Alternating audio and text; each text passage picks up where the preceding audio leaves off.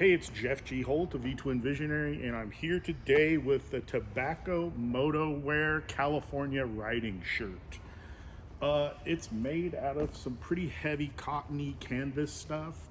I wouldn't call it a shirt or a jacket. It's somewhere in between. It's really cool. It's got snaps and a zipper and this really cool paisley liner. The cut is really good for riding. The sleeves are pretty long.